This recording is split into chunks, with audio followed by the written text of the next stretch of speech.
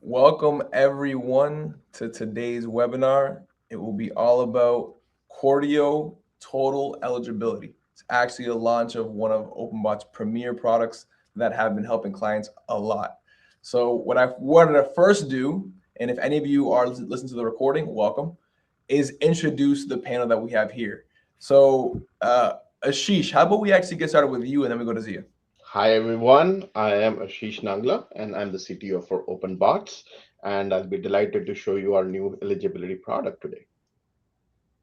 Absolutely. Good morning, everyone. My name is Zia Puda. I'm the CEO at OpenBots, and we are very excited to present the Cordio product. We think that you will find the session very interesting and intriguing. Welcome, Zia. And my name is Gabriel Skelton. I am the head of sales here at OpenBots. And let's get started with why we're doing this. So, a lot of folks think that eligibility is a solved problem. Actually, a lot of our current clients initially came to us and said, hold on, I've solved my eligibility problem. My EHR has eligibility out of the box. Or, hey, my clearinghouse is eligibility. Or, hey, my payer portals have verification of benefits set up. But when you look at the underlying problem, there's still a lot of people manually interpreting 271 responses and a lot of manual work going on, which inevitably leads to errors that can cause eligibility related denials. And what's the number one reason for denials? That's eligibility. So let me share a screen and get into the problem and why we actually configured this for our clients. So 24% of all denials. So right now, across healthcare, the denial rate is about 12% on average. And some specialties have actually higher rates than that. And even for low denial rates, there's still a major problem. And where do the problems start? In the front end of the revenue cycle. And specifically, 24% of all denials are because of manual errors within eligibility verification and patient registration. Out of all of those eligibility related denials, half of them are simply billing the wrong payer because of some level of issue within coordination of benefits. And this all stems from the heavy reliance on manually interpreting 271 responses. So what we've been doing for our clients is, number one, is automatically reading those responses and being able to actually categorize it in a way where a lot of the core issues can be solved. For example, things like coordination of benefits. There are a host of rules, things like if Medicare and Medicare Advantage is present, will Medicare Advantage take precedence? Or if Medicaid exists for most specialties, it should actually go last. And a lot of inpatient healthcare providers have issues around grace period. Sometimes you'll actually go to a payer portal for a patient that has not paid, and they'll show up as active because they're under what's called the grace period. And at times it can be 2-3 months before you actually figure out that that insurance company will never pay because the premium will never pay. So what we did is one platform that has all of the payers in one place and resolves those underlying issues that traditional eligibility software does not have. And the most important part here is, well, what if my EHR already does eligibility? Well, the point is, if it does one-to-one eligibility, not every single payer has the correct information based on which clearinghouse you choose. That's something that we can help as well. And it's a big piece where folks don't actually want another system to look at. So it's a very big piece, is that folks want to either stay within their EHR or have one centralized system. So all of the data entry as well is taken over. So when it comes to automation, that's a big piece. Whether you want to work on our system or the EHR, you need one centralized place. You need bi-directional integration of both.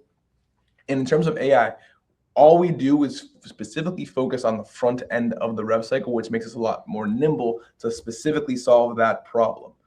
And for the larger EHRs that are the gold standard, Cordio can actually run directly within any specific EHR, especially when it comes to very specialty specific rules that have payers with very specific payer rules that need to be ingested versus manually living in the brains of humans.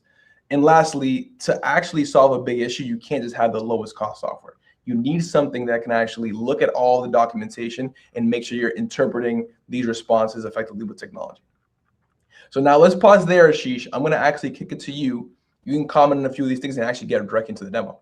Absolutely. Let's start with the demo. I think that'll kind of help everybody go through this. Give me a second.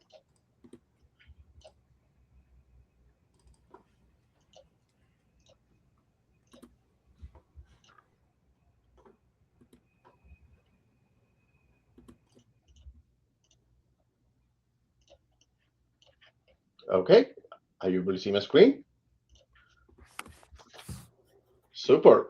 Okay, so this is the Cordio eligibility product. This is essentially what we are trying to say is solving the 24% of all denials, right? The objective of this product is, of course, to be able to do eligibilities effectively, to be able to do eligibilities quickly, reduce all the manual effort, reduce all the integration issues that you may have, and overall the objective is to be able to push eligibility through end to end using AI, using automation, using integration into your EHR, and be able to reduce that 24% of denials.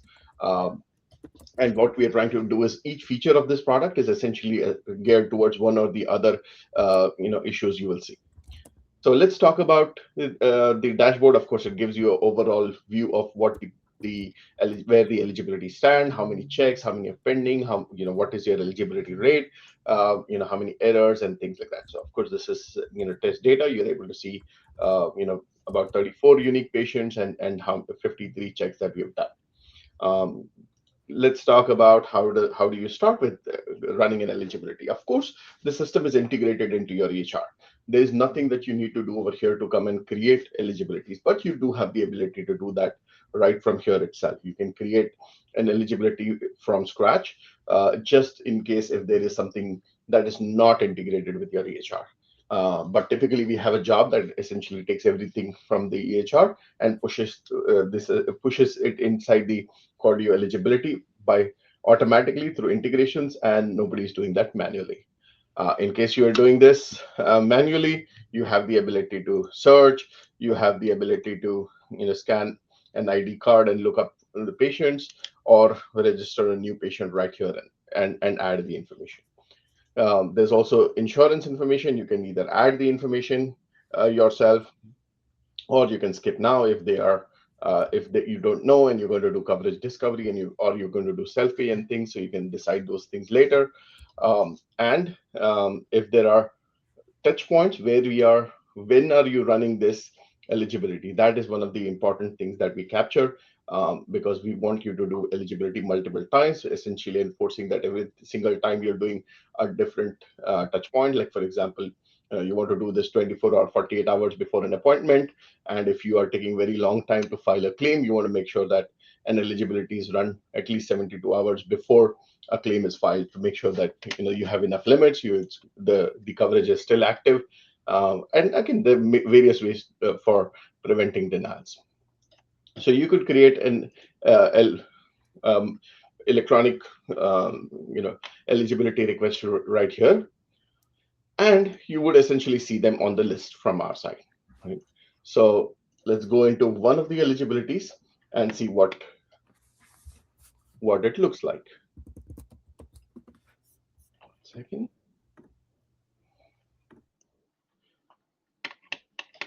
Now, once you look into the eligibility, you will of course see all the history. When did you run it earlier?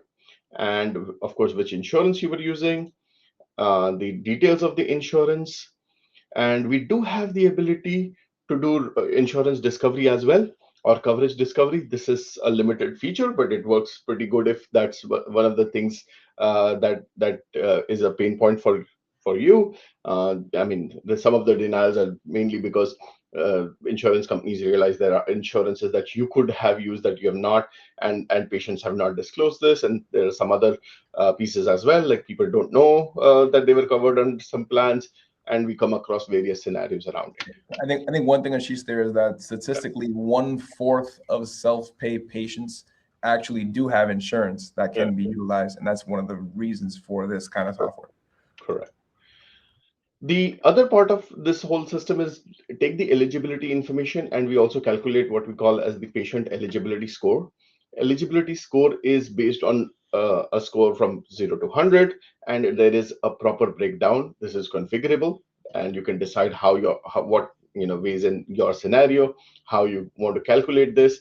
And essentially what the system does is be able to see then correlate the eligibility score with your denial, so that you know whether these are, and your ability to get paid, sorry. So you basically know that the higher the score, the probability that you will get paid for service for this patient is higher. There are customers who use this essentially as their onboarding gate, and also define how their patients are routed. The benefit section, of course, is the output. You are basically getting all the information in that you get from the 271 response. But one of the things that we also do is we do specifics. So this is where some of the AI features come in, and they kind of consolidate the information. We do multiple things, right? I mean, we get the information that is specific to your practice. So your practice, this provider, this location, this date of service, this procedure, if there is procedure information available. So it's going to give you that specific information only. You're not interpreting the entire response. It knows whether you're in network, out of network, and it's not going to give you information that's, you can get the whole information as well, but you are essentially looking at the subset of the information that's refined just for you. So no mistakes around what you read in the whole document, or the eligibility response. It's very, very precise. The other things it does is the network status determination and errors and warnings. Some of the things like names, patient names. If you don't have exactly the same patient name, it'll flag. It'll flag other issues that it may see around your data entry. So it also improves the overall quality of the data that you have, and so again, then reducing other errors that you may have downstream.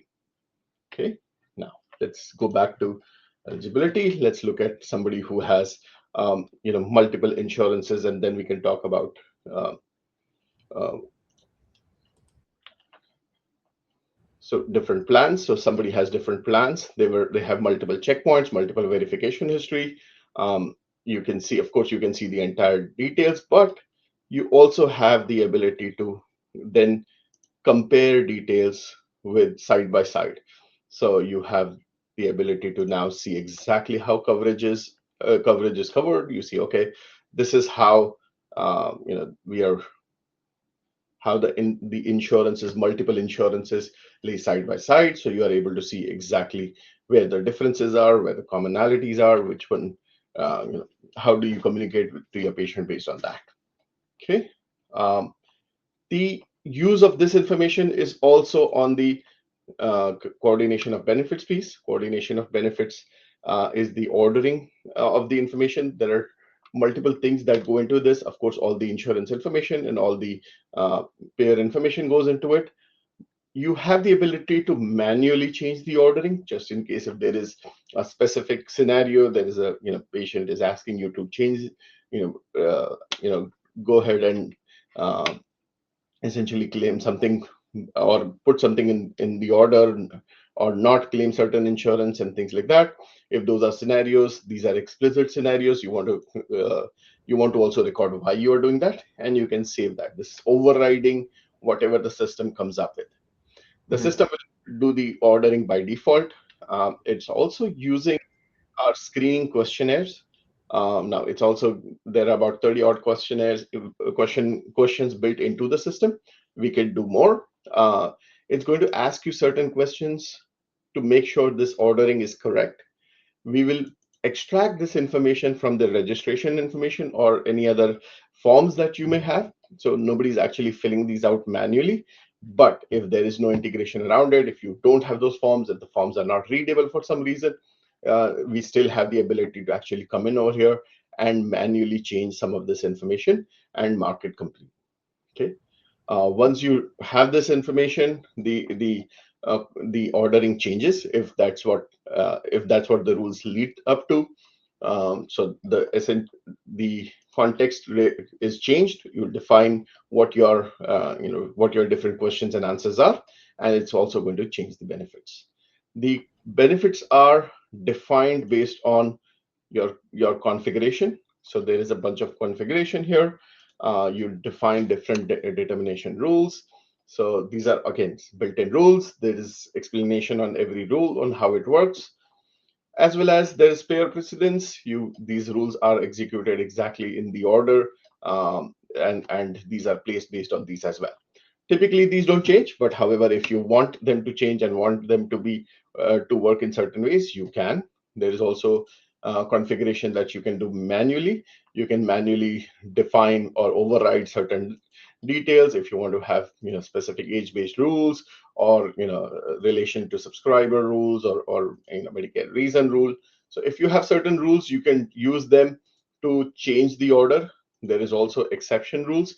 You can define certain pairs can have overrides, and you can define how benefit calculation works for them.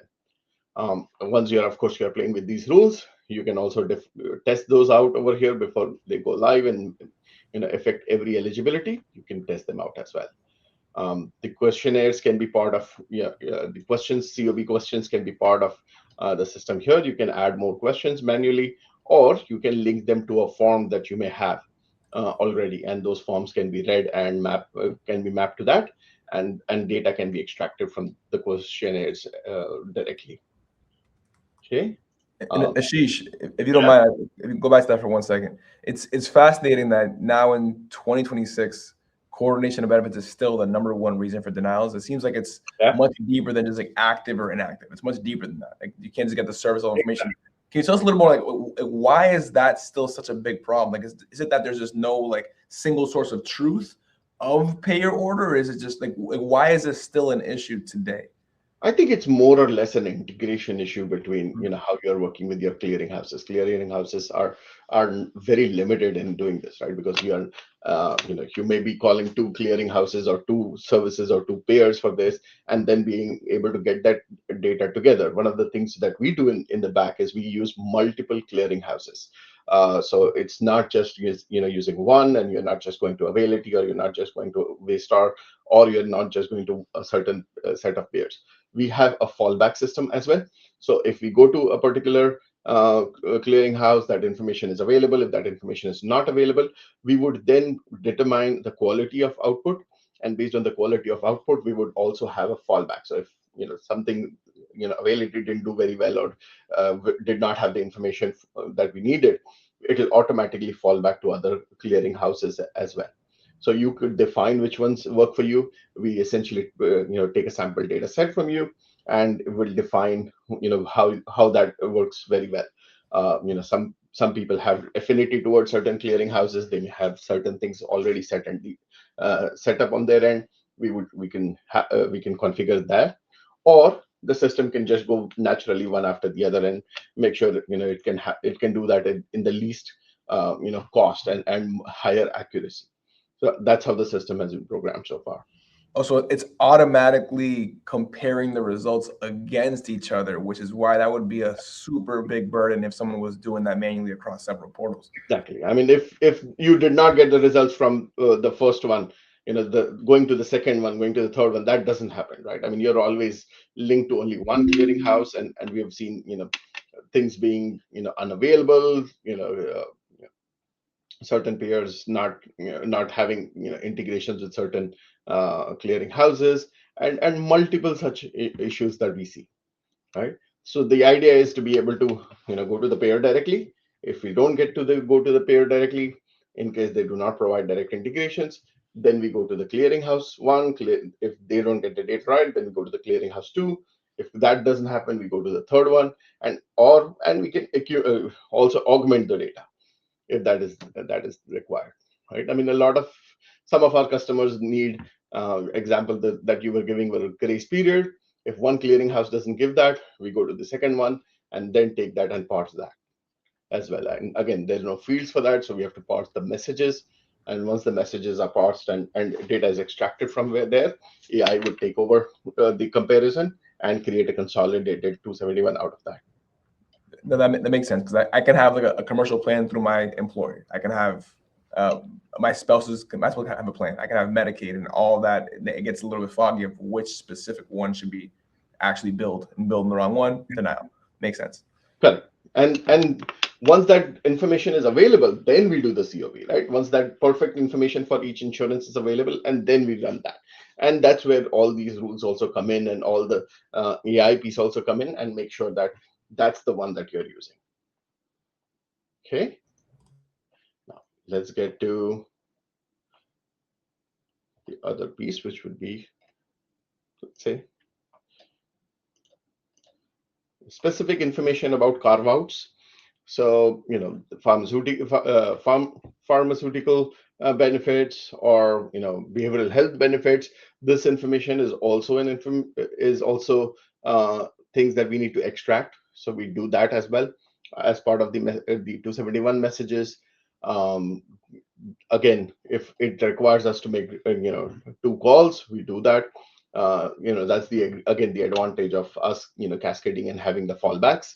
So if we say, for example, in this case, we called Cigna gave us a BH carve out. Once we got the BH carve out, we got the Evernorth behavioral health. So we essentially made a second call, got that information from there, and be able to present that as well. So taking information and augmenting information, again, it's not manual. It's not, it can essentially follow this order, and you can record and save exactly how that works as well.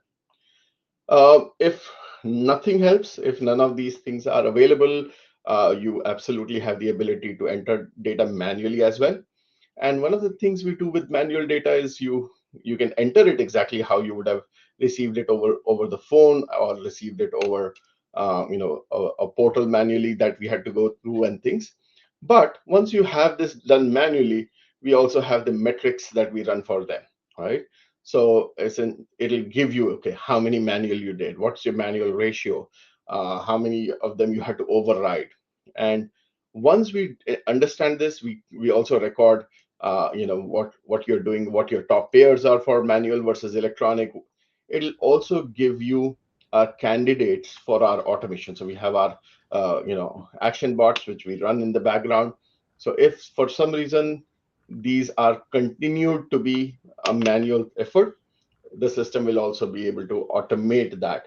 And now we understand what our automation candidates are. So you may be doing something manually as of now, but that's not going to be permanent. It will kind of fade off, and you are going to do less and less. Our objective is, yes, you are able to do as many peers and as many clearing houses and things that you have, but for some reason there is also additional local pairs, some local things that you're doing. You may want to we can actually go ahead and automate that as well, and reduce that number over a period of time. And Ashish, I think the value of this too is that what we've seen as a huge challenge for our healthcare providers, regardless of specialty, is lack of standardization, in the sense that there's always two ways in which our clients will run eligibility. Number one, it's that there's no real owner. There's, like, say, 30 different offices or 50 different offices, and there's 2 to 3 patient intake folks that run eligibility as part of their job, and no one really owns it. So that means there's a lot of manual hands, no ownership. And this helps not only automate pieces of it, but standardize it and have it all in one place, even when you are doing it manually. And what we've seen in that group is that tends to actually have more COB errors, more denials in that approach. And the second approach, it's a little more standardized. Like, okay, I have a team of 5 or 6 or 8 or 10 or 15 folks that only do eligibility. We see fewer errors here. However, it's still a very large load of manual work, especially on folks who tend to be subject matter experts, and who, even though they have a lot of the knowledge, looking at pay rules, looking at every single 271 response, trying to get all of that into consideration for every single case, it's very difficult. Hence the number one reason for denials. So this is an awesome value for clients as well. It's not only work that you're doing at the time of registration or at the time of appointment. One of the things we have is the ability to do eligibility automation, essentially creating rules around when do you want to run these eligibilities, right? So you can define whether you want to run upon an event, like you want to do this upon a few hours before an appointment, a few hours before filing a claim. Or you can define them schedules, saying I want to do this based on certain time. You want to do this on a monthly basis, quarterly basis. People want to do a full census monitoring in December and again in January. Some people prefer that. Some people prefer all their Medicaid customers to be, or Medicaid customer active patients to be monitored for on a monthly basis as well. So you can go ahead and define those specific criterias. Once you have certain criterias, you can say, okay, I want all my Medicare patients, all, or between certain age or certain demographic. You can define that, put that as a rule, and the system will do the automation and do all the eligibility checks by default. It will create alerts and tags for you by default.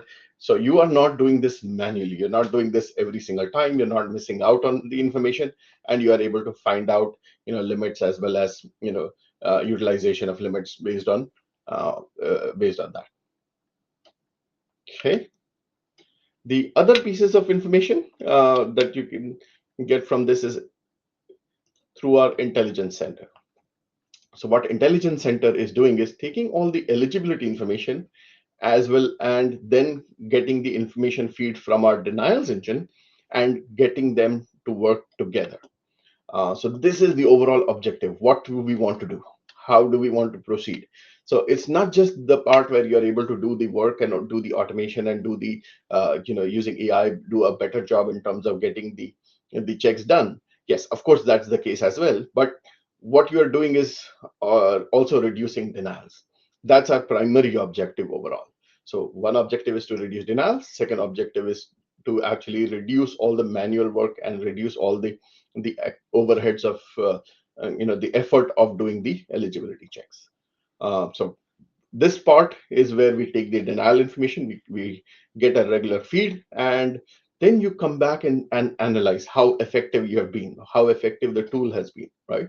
So you say, okay, verified and passed, but still denied, right? There's something wrong. You have to investigate. But verified and failed, but you still went ahead and proceeded with that, right? So we have to understand, why did you proceed? Why was there an override? Is there something that you need to stop with that? They were never verified. Why did it skip the system? Why didn't we not find an eligibility for that particular claim in our system, or that particular service for that, or encounter in our system? Verification was expired. Are we using old information? Is staff coming and overriding what the system is doing, and we are still getting denials based on that, right? You can do that. You can understand what your codes are, and which is causing what issues. You can also see a heat map, which pair maybe you're missing out on certain rules, you're missing out on certain ordering, you're missing out on the exceptions for those. So you can identify that, and then it can also give you a good idea of how much amount or money is at stake for that particular rule or that particular issue. Yeah, and Ashish, I think for this piece, we've had a lot of clients that the folks actually running eligibility will say, my EHR has out of the box eligibility, and I look at it and then I still go to the payer portal to double check. So Yes. it ends up defeating the purpose. And sometimes the EHR will tell you at a high level that there's an issue, but not the specific issue that there is. Or if it gives you some granularity, it doesn't give you this level of granularity to really help people out, aside from just the automation piece, also helping people out actually resolve these problems by giving them the data they need. Yeah. I mean, most EHRs, do the bare minimum in eligibility. And if it's, almost one fourth of all your denials, they need to do more, right? We need to be able to do this better and be able to fix that. Yes, there are other things you can take care of, but this is an easy fix. This is just, adding this tooling can help you fix and address most of these. At least you will start understanding why these issues come up, why these issues are. It acts as a gate. And we chose eligibility as the first thing because that kind of gives us a good entry into fixing the denials downstream as well. If you have made mistakes here, there's nothing you can do downstream. If you can prevent and gate them right here itself, then the chances that you will do everything else right is much better. And of course, you will see other products that we have around prior auth, around revenue cycle, around claim scrubbing and things. You will also see how we can prevent denials there. But let's, over here right now, we are talking about just the 24% that are coming from eligibility. Okay. We also have a scoring dashboard. Now, this is again used for determining or correlating how effectively you are getting paid. So if eventually there either there are denials, non-payment, write-offs, all those things can then be linked over to the score, and you can tweak the score accordingly and correlate the score. This way what kind of services or what kind of gates you need to apply on onboarding, based on that information. Do you want to get more information about the patient? Do you want to do, some of our customers prefer doing credit scoring, soft checks, credit checks on patients and things, determining value, how much, what kind of value of services they can provide. So those things definitely come in handy to making sure there's also a top line increase on what you're doing. Okay. I will move to other features. Yeah. And Ashita, I think one of the best ways I saw that see that explained is almost like Zillow, right? It's almost like Yeah, the Zestimate for your home, but instead it's kind of like the more Zestimate like for a for, patient. yeah.